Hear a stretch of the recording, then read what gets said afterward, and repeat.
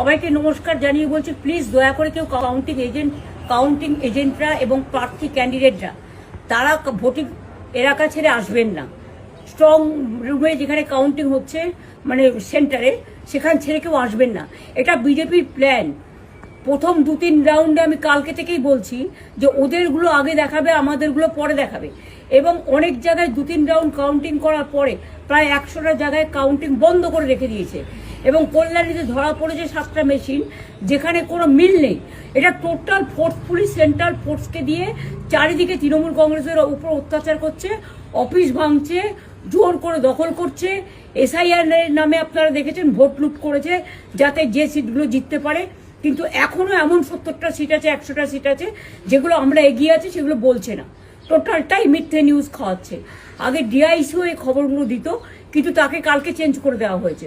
টোটালটাই election commission নিজের ইচ্ছে মতো খেলছে, এবং সাথে কেন্দ্রীয় বাহিনীকে নিয়ে। এবং আমাদের পুলিশরা টোটাল মাথা নত করে কেন্দ্রীয় বাহিনীর আন্ডারে কাজ করছে।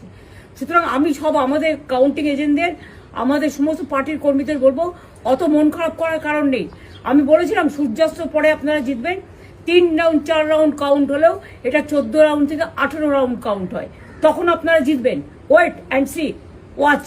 আমরা সবাই আপনাদের সাথে আছি, আপনারা কেউ ভয় পাবেন না, নিশ্চিন্তে থাকুন। আমরা বাঘের বাচ্চার মতো লড়াই করে যাব। ভিডিও গুড়িক आपण मानकु भल लागुथिला हम चैनल को सब्सक्राइब करने सह लाइक शेयर करने को भूलंतु नहीं।